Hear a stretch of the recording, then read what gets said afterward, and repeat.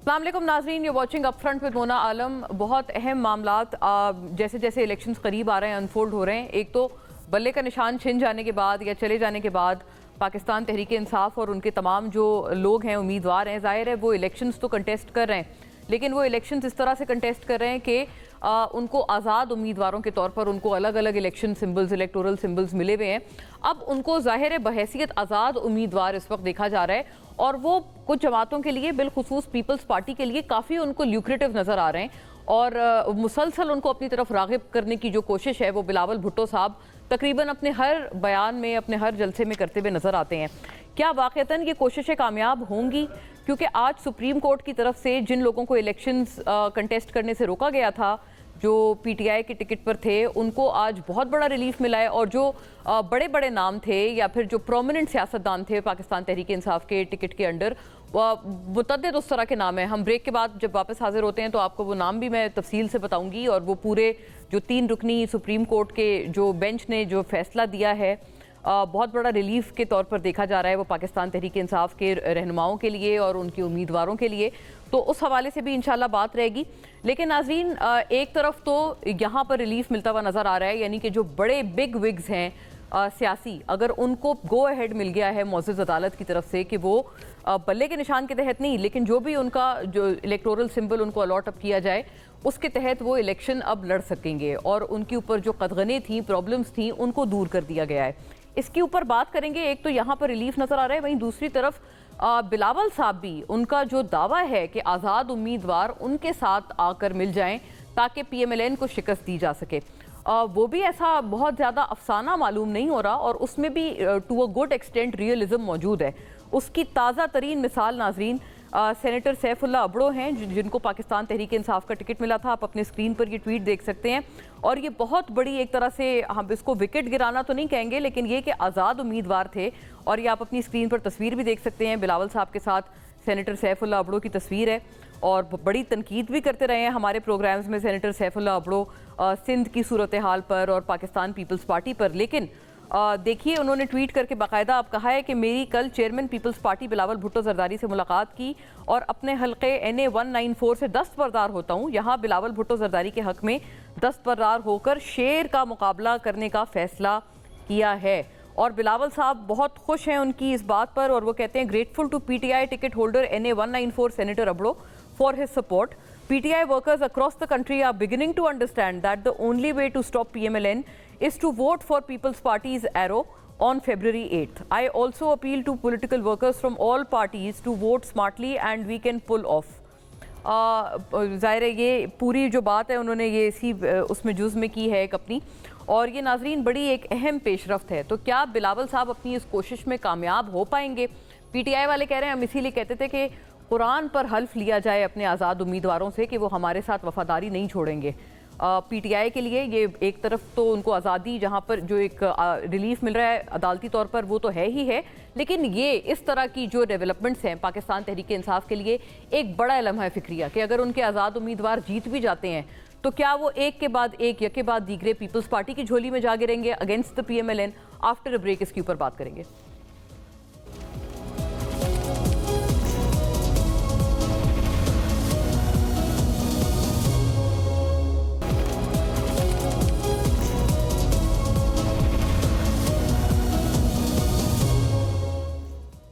Welcome back नाजरीन।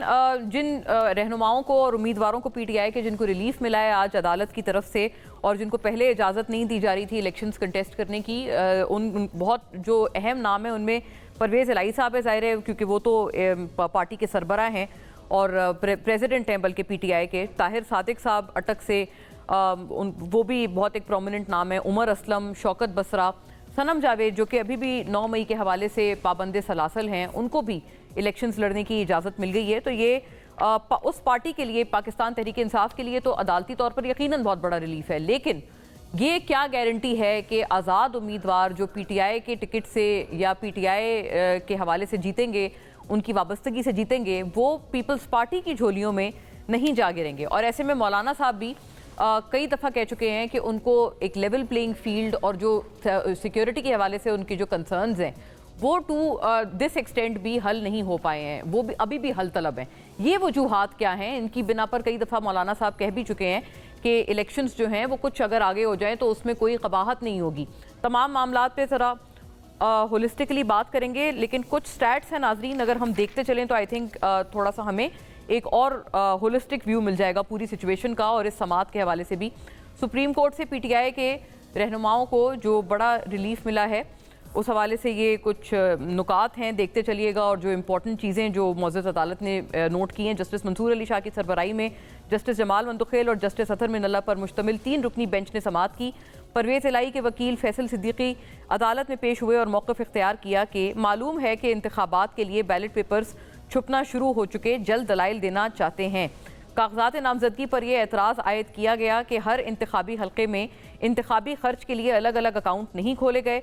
परवेज़ इलाही 5 हल्कों से इंतखाबात लड़ रहे हैं। वकील, कानून में कहाँ लिखा है कि 5 इंतखाबी हल्कों के लिए 5 अलग अलग अकाउंट्स खोले जाएँ? जस्टिस अतर मिनल्ला, इंतखाबी मुहिम में हद से ज़्यादा खर्च हो तो इलेक्शन के इनेकाद के बाद अकाउंट्स को देखा जाता है। कागजात नामजदगी वसूल करने वाले दिन पुलिस ने घेराव कर रखा था। वकील परवेज़ इलाही, समात के इख्तिताम पर सुप्रीम कोर्ट ने परवेज़ इलाही को इलेक्शन लड़ने की इजाज़त दे दी। ताहिर सादिक को NA 49 अटक से इलेक्शन लड़ने की इजाज़त दी गई है। उमर असलम के कागजात नामजदगी 9 मई वाक़यात के मुकदमात में मफरूर होने की बुनियाद पर मुस्तरद कर दिए गए थे। आज सुप्रीम कोर्ट ने उन्हें भी इलेक्शन लड़ने की इजाज़त दे दी है।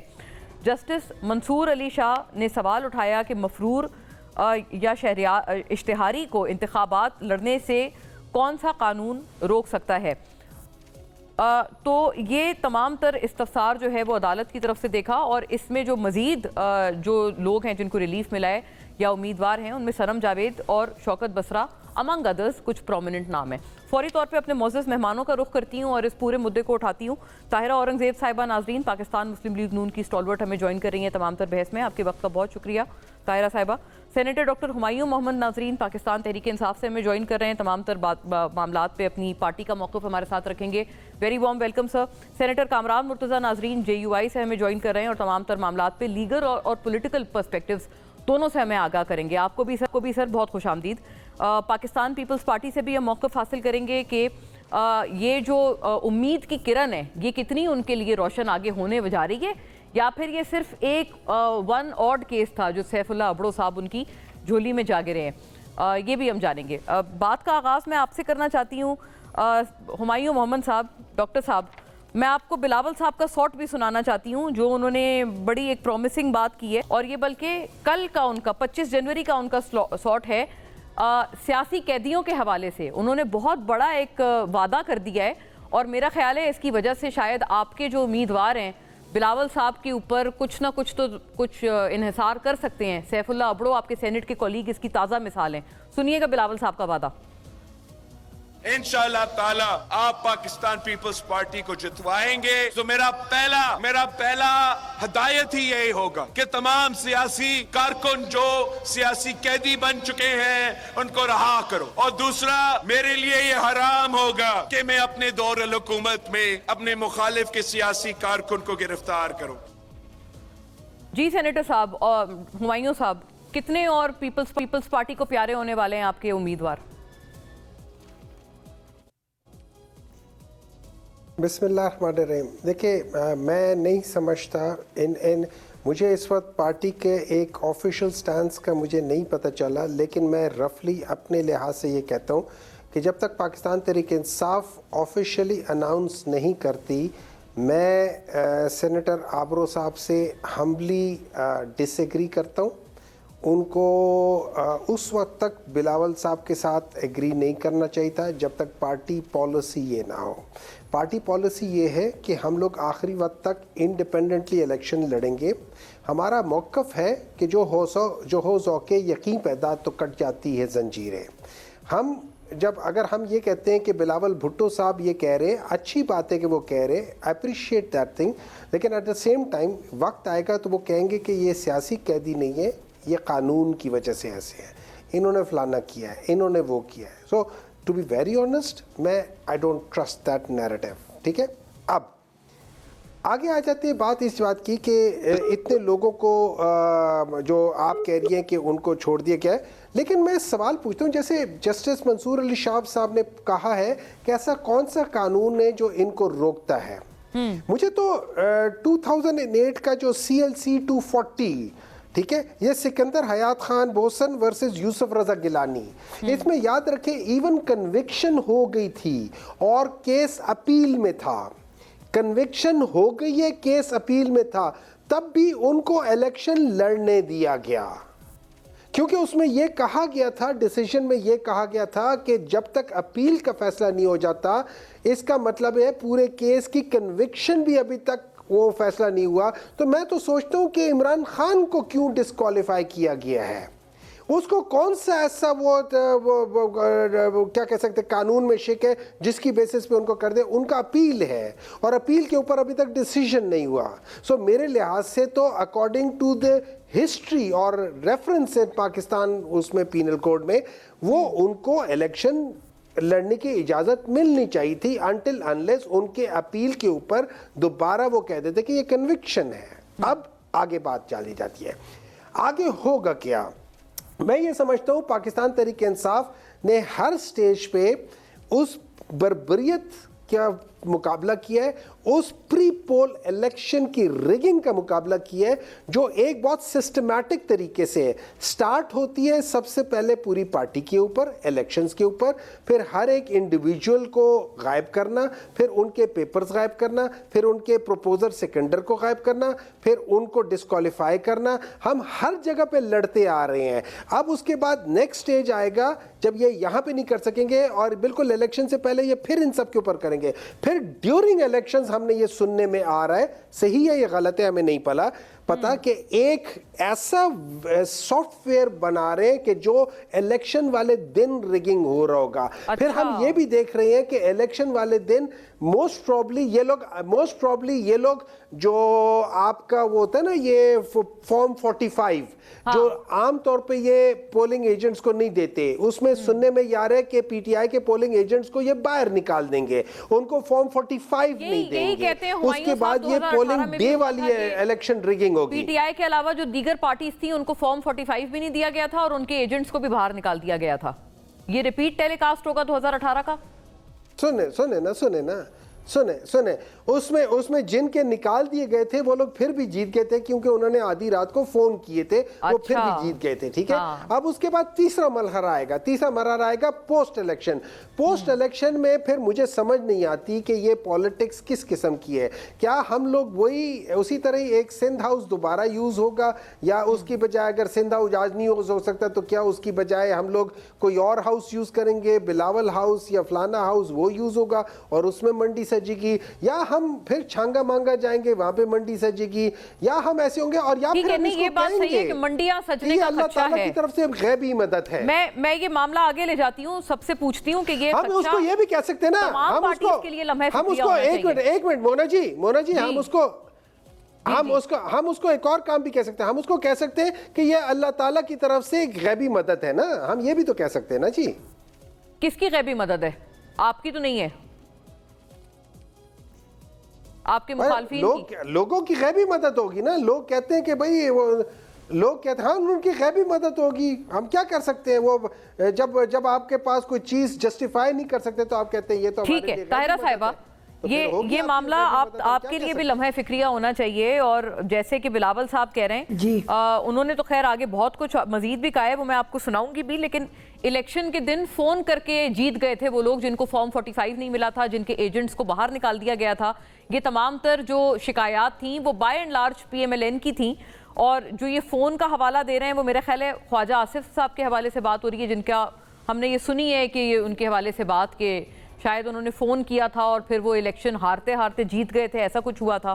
ताहिरा साहिबा, अगर PMLN इस तरह के इलेक्शन की बेनिफिशरी होती है और इसके नतीजे में जीतती है तो क्या ये जीत आपको काबिल कबूल होगी? क्योंकि शाहिद खाकान, जावेद हाशमी, PMLN के अपने लोग कहते हैं कि ये जो इलेक्शन है इसकी कोई क्रेडिबिलिटी नहीं है, अगर इसमें PMLN जीत भी जाती है तो ये जीत नहीं है।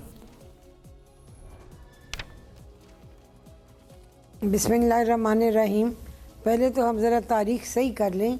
जावेद हाशमी साहब ने अपना बयान जारी किया है कि मैं मरते दम तक इमरान खान के साथ खड़ा हूँ और उनके कंधे के साथ कंधा मिला के खड़ा हूँ। गालिबन आपने वो स्टेटमेंट नहीं सुनी। जी, मैंने सुनी है। से तो उनका काफ़ी अरसे से कोई ताल्लुक नहीं सुनिए, तो फिर वो पीएमएलएन क्या, तो उनका कोई ताल्लुक नहीं, वो सपोर्ट कर रहे हैं तायरा साहिबा, लेकिन वो साथ साथ उन्होंने ये भी कहा है कि मैं पीएमएलएन का ही हिस्सा हूँ। ये उन्होंने साथ ही कहा है, उन्होंने पार्टी नहीं छोड़ी है, या आपकी पार्टी ने भी उनको निकाला नहीं है? नहीं, मैं नहीं समझती।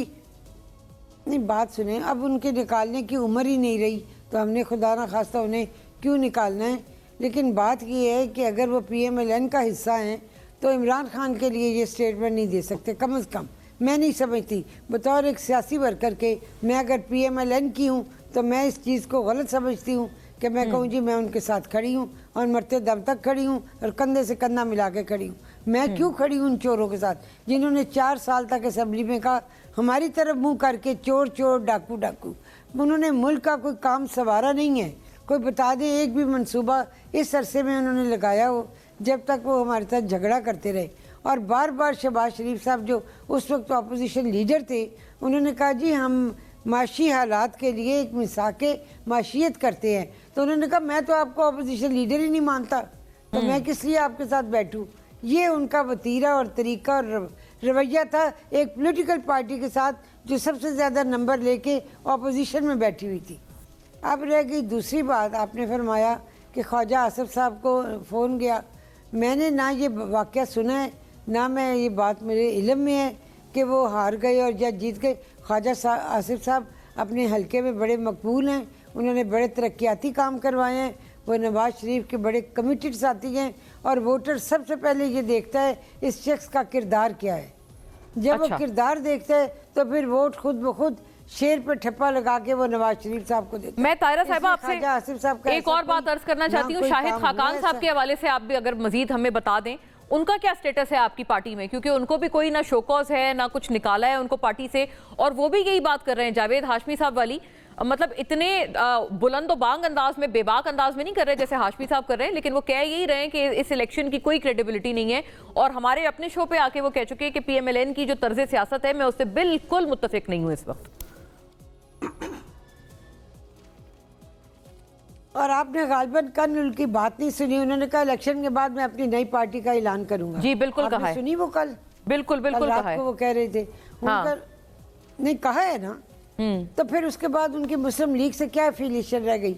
आज मैं कहूँगी मैं पीएमएलएन में हूँ और कल मैं कहूँगी इलेक्शन में मैं इलेक्शन के बाद नई पार्टी का ऐलान करूंगा, तो फिर वो तो एक सियासी पार्टी बनाने वाले हैं जो कि वो अंडरग्राउंड बना भी चुके हैं, जिसका सिर्फ ऐलान होना बाकी है और वो ऐलान इलेक्शन के बाद वो कर देंगे। तो मैं तो नहीं समझती कि वो मुस्लिम लीग एन के साथ कोई उनकी वाबस्तगी है। एक वक्त में आप लोग आपसे ताहिरा साहिबा, मरियम साहिबा से भी जितना काफी अच्छे रवाबित थे शायद खाकान साहब के साथ, मुझे बड़ा क्लियरली याद है, स्पेशली आपकी फैमिली के साथ, तो आप ये बड़ा इंतशाफ करेंगे। जी मेरे जी। तो जावेद देखिए, मेरे तो जावेद हाशमी साहब के भी बहुत अच्छे ताल्लुकात थे। बात ये है कि सियासत अपनी जगह, ताल्लुकात अपनी जगह।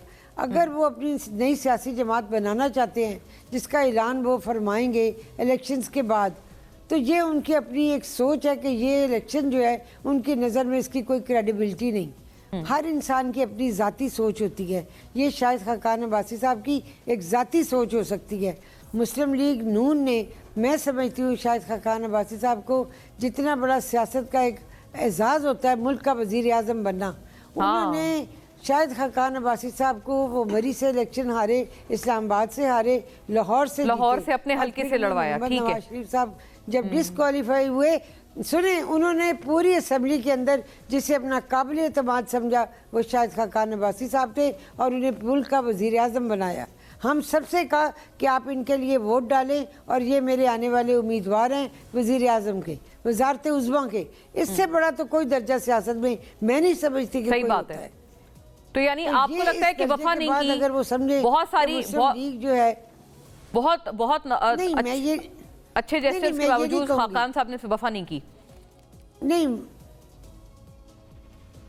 मैं ये नहीं कहूँगी। शायद खाकान अब्बासी साहब मोहम्मद नवाज शरीफ साहब के बड़े काबिल एतमाद साथी थे, हैं और रहेंगे। अच्छा, जब तक वो सियासी जमात अलग बना के राहें अलग नहीं करते, मैं उनके लिए कोई ऐसी बात नहीं कहूँगी। मैं अब भी समझती हूँ कि वो मुस्लिम लीग नून के साथ वफादार हैं। ये वक्ती तौर पे एक वेव है जो वो सब मैं समझती हूँ जिसमें वो आए हुए हैं। अच्छा, वेव के उसमें आ गए, ठीक है, उसमें जरा पॉपुलर वेव में आ गए, इलेक्शन नहीं लड़ रहा।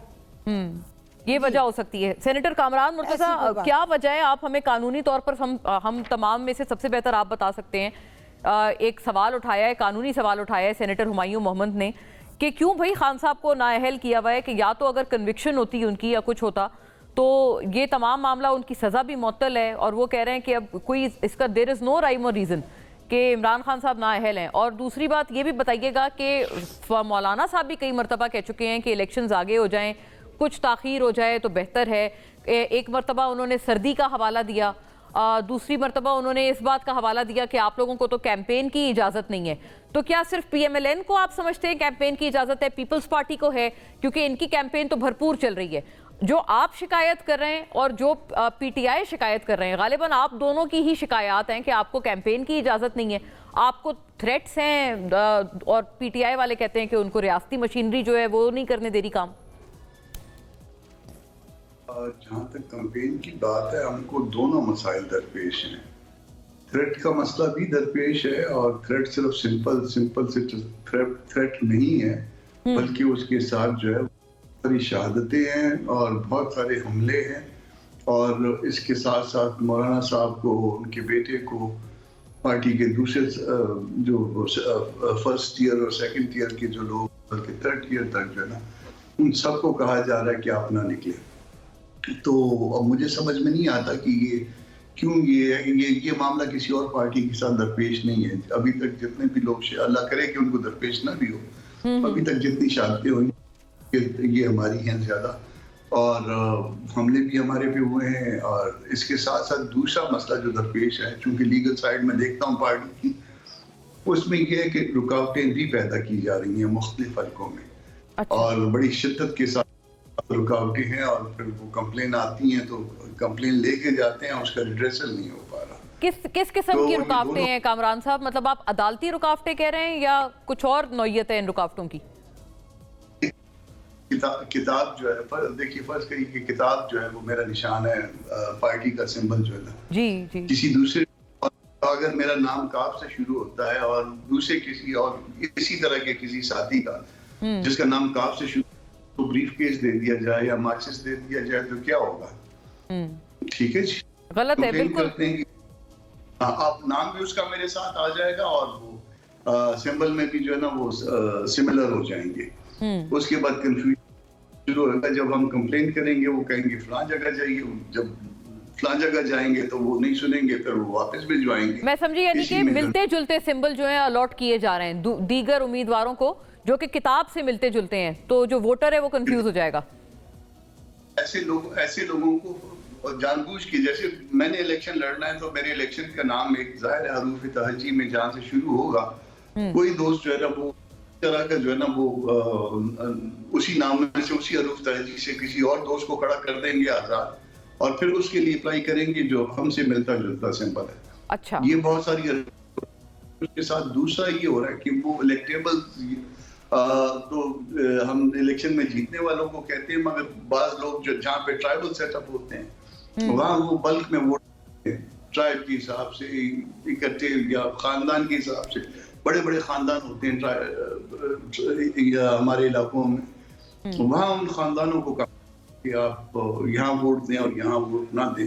तो ये कंप्लेन भी हम कर चुके हैं, और वो कंप्लेन भी रिड्रेसल उसका नहीं हो रहा। फिर जो है ना वो किसी ऐसे भी मामला हैं जहाँ पे जो है वो किसी एक कैंडिडेट का कोई अजीज रिश्तेदार आरोप बना दिया गया, वहाँ पे हम कंप्लेन कर, वहाँ पे भी उसका कोई रिड्रेसल नहीं है। तो ये सारे तकलीफें जो है ना। कामरान साहब, मैं आपसे ये अर्ज करना चाहती हूँ, आपके बारे में ये भी तो इम्प्रेशन कई लोग रखते हैं, PTI भी कहते रहते हैं कि आपके एस्टेब्लिशमेंट से JUI के और मौलाना साहब के तो बहुत अच्छे रवाबित हैं, फिर आपको इस तरह की प्रॉब्लम्स का सामना क्यों हो रहा है? क्योंकि ये तो आप ऐसे इशारा कर रहे हैं कि जैसे कोई प्री पोल रिगिंग, आपकी भी रुकावटें, आपके रास्ते में भी रुकावटें डाली जा रही हैं कि आप लोगों को इक्तदार ना मिले। तो इस मतलब आपके अच्छे रवाबित के बावजूद ये क्यों हो रहा है? PTI हमको कह रही है एस्टेब्लिशमेंट के साथ जी, कई मर्तबा कह चुके हैं। अच्छा, वो तो फिर 2018 भूल गए, या उसके साथ जो जब कोई जो ना आर्मी चीफ वालिद हुआ करते थे पूरी पार्टी के भी और पूरी कौम के भी, वो भी भूल गए। जब वो लोग इकट्ठे करके, जब सारे एमएनए जो है वो इकट्ठे करके दिया करते थे, वो भी भूल गए। जब मीडिया को जो है ना एडवाइजरीज जारी होती थी कि अभी फिलहाल जो है ये नए हैं। आपने अच्छी बातें याद कराई हैं, लेकिन वो कह रहे हैं कि वो तो तब की इस्टेब्लिशमेंट थी ना, प्रेजेंट इस्टेब्लिशमेंट से वो कह रहे हैं आपके बहुत अच्छे रवाबित। अब उनका जो है ना वो रोना धोना ऐसे ही है जैसे कि किसी बच्चे को, छोटे बच्चे को आप गोद से उतार दें और वो रोना शुरू कर दे कि मुझे गोद में वापस उठाया जाए। तो जब उनका मामला जो है वो और तो आप इस पूरे मतलब आप इस बात को ही डिस्पेल कर रहे हैं कि ऐसे अच्छे रवाबित आपके नहीं है, इसी वजह से आपको प्रॉब्लम्स का सामना है। अगर अच्छे रवाबित होते तो देखिए 84 शहादतें जो है ना वो एक जगह बाजोड़ में लेके 84 लाशें जो है ना वो अपने बच्चों की लाशें होती हैं, वर्कर की लाशें।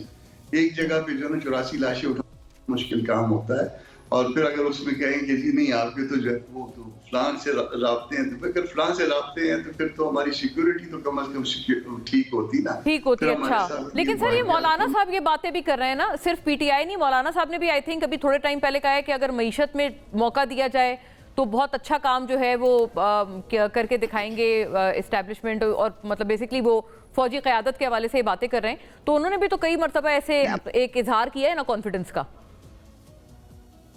वो एक तसलसल पीटीआई के बाद का उसमें ये है कि पीटीआई जो है ना वो उन्होंने आईएमएफ के साथ जो है ना वो सेटल कुछ किया और उसके बाद जो है ना वो लोगों के साथ जो है ना कुछ और किया। उसका नतीजा जो है वो फिर भुगतना पड़ा मुल्क कौम को। उसके बाद आगे बहुत सारी चीजें जो है वो टाइट की हैं हमारी गवर्नमेंट ने, और उसके बाद मजीद केयर टेकर गवर्नमेंट ने। और केयर टेकर गवर्नमेंट का मतलब ये कि एस्टैब्लिशमेंट ने वो टाइट की। उसकी अगर कहीं पे तारीफ होगी तो वो एक वाकई की अच्छा, आई गॉट इट। आप कह रहे हैं वो एक अलग पहलू है, वो मईशत का पहलू है, लेकिन उसके अलावा कोई ऐसी बात नहीं है कि आपके बहुत अच्छे रवाबित हों। वो आप जो कह रहे हैं सिक्योरिटी को लेकर कम से कम आपके कंसर्न्स तो दूर होते अगर आपके जाती अच्छे रवाबित होते। खड़ा हुआ है। ठीक है हुमायूं साहब, आपने सुन ली बात। ये अच्छे रवाबित वाली कहानियां और दास्तानें तो दोनों जो अभी आपके साथ को पैनलिस्ट्स हैं उनके पास एक अंबार है उन दास्तानों का, जो कि वो पीटीआई के टाइम पे बता सकते हैं। तो वो कहते हैं कि वो ऐसा है, ऐसी मिसाल है, कामरान साहब ने बड़ी दिलचस्प मिसाल दी है कि जैसे बच्चे को गोद से उतार दिया हो और अब वो जिद कर रहा हो मुझे दोबारा गोद में बिठा लें।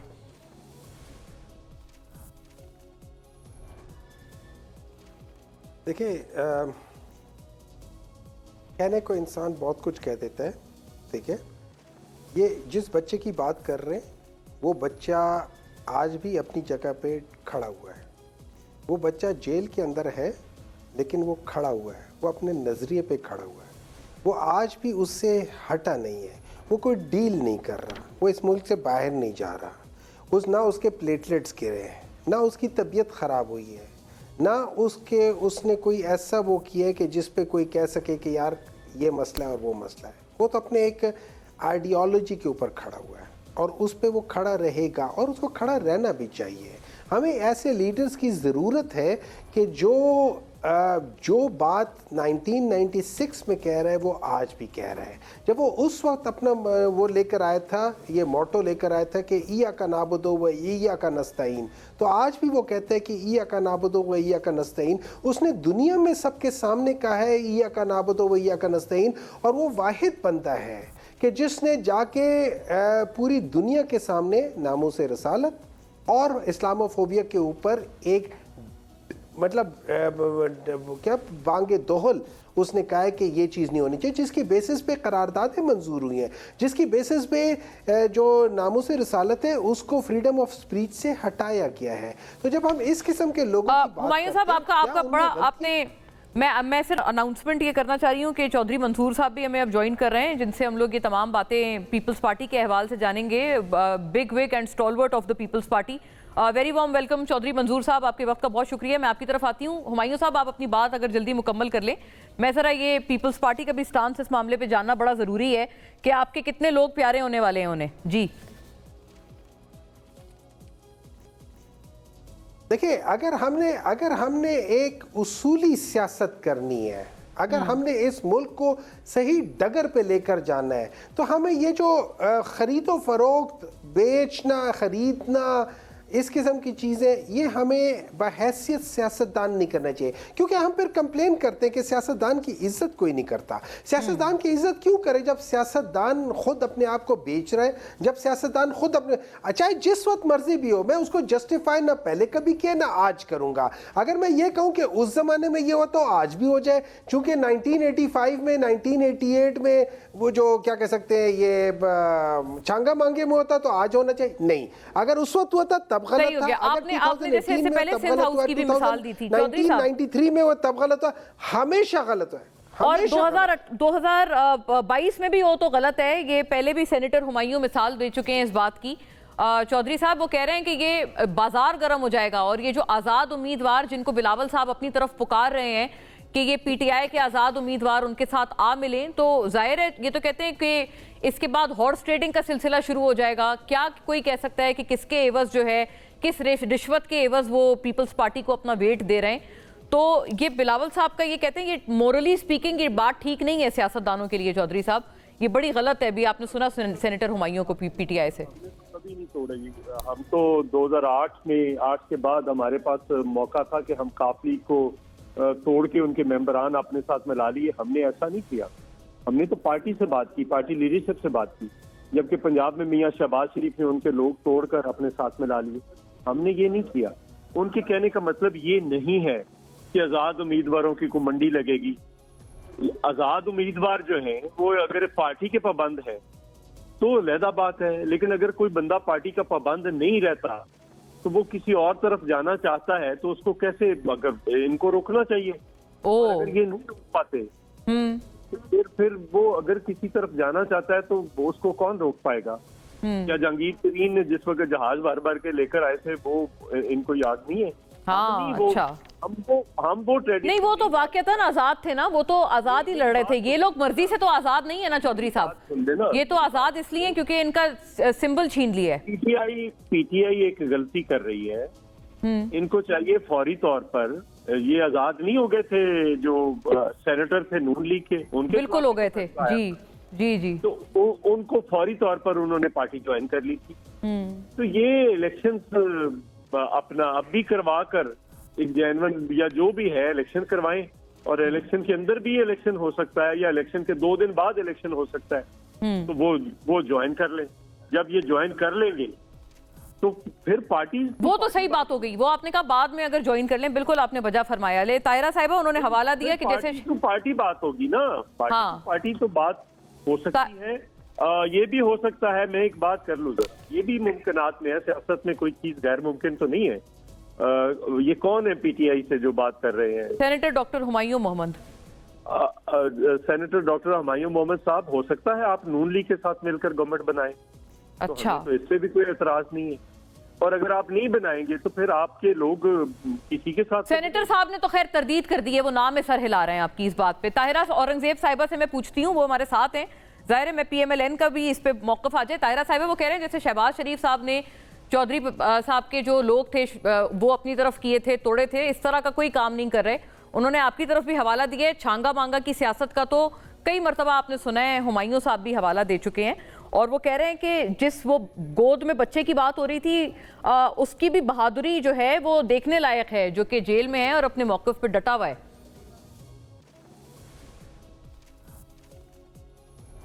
देखिए बेटी, बात ये है कि वो जो बच्चा जेल में है वो अपने ही अमाल की सज़ा भुगत रहा है। मैं तो ये समझती हूँ। और ये जो इनसे निशान छीना गया है बल्ले का, ये सुप्रीम कोर्ट ने 3 मरतबा उन्होंने कहा, सुप्रीम कोर्ट ने कि आप पार्टी के इलेक्शंस करवा के तो आप हमें भेज दें। इन्होंने एक छोटे से गांव में एक ऐसे ही वो जैसे कोई कहता है बंदा कि उन्होंने फॉर्मेलिटी पूरी की, मुतलका उहदेदारों को बुलाया नहीं और इलेक्शन करवाया। दोबारा उन्होंने पैगाम भेजा, फिर भेजा, उसके बाद इनसे बल्ले का निशान छीना। लेकिन तायरा साहिबा, अगर आजाद उम्मीदवार सारे जा मिलेंगे पीपल्स पार्टी से, मेरे पास चूंकि वक्त की किल्लत है, मैं आपसे ये बड़ा जरूरी सवाल पूछना चाहती हूँ। अगर वो सारे जा मिलेंगे तो PMLN का क्या चांस होगा फिर गवर्नमेंट बनाने का? बिलावल साहब तो कह रहे हैं कि मियाँ साहब इक्तदार में आएंगे तो वो इंतकामी सियासत की एक बहुत बुरी मिसाल जो है वो कायम करने के लिए आएंगे। बिलावल साहब ने अभी कुछ रोज पहले ये वाली बात दोबारा कही है। मुझे ये बड़ा दुख है बिलावल साहब की बात सुन के कि वो कह रहे हैं मैं इंतकाम की सियासत ख़त्म करने आया हूँ, और पंजाब में आके वो वही अल्फाज बोल रहे हैं जो 16 महीने की हुकूमत हमारी थी। तो हमारे हुकूमत की काबीना के फॉरेन मिनिस्टर थे, वो थी एक PDM की हुकूमत जिसमें हमारे साथी थे। आज वो कह रहे हैं मैं नफरत की सियासत ख़त्म करे, वो तो नफरत की सियासत की इब्तदा करने आए हैं। जो पंजाब में वो आए हैं और वो जो हालात क्रिएट कर रहे हैं, कोई आज़ाद हमसे आ मिलेगा, कोई इधर से आ जाएगा, कोई PTI छोड़ के आ जाएगा, और फिर हम पंजाब में वो असल में वो अपना एक जगह बनाने के लिए पंजाब में आए हैं। पंजाब में मैं नहीं इनकार करती, जनूबी पंजाब में उनकी चंद सीटें हैं जो हमेशा आती हैं। उसमें 2 सीटें अहमद महमूद साहब के बेटों की हैं, 2 यूसुफ गिलानी साहब के बेटे रहते हैं। ये 4-6 सीटें हैं। एक मुजफ्फरगढ़ से आती है रब्बानी खार साहब के घर से। तो ये जो सीटें हैं, ये अब जो इलेक्शन आ रहा है इसमें मुझे नहीं पता आवाम जो है वो किसको वोट देगी, उनका क्या सोच होगी, और वोटर जो है वो वोट किसको डालेगा।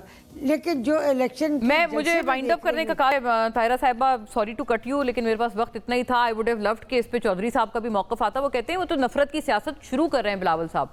मोर ऑन दिस इंशाल्लाह नाज़रीन in our future programmes. Thank you for watching. Bye.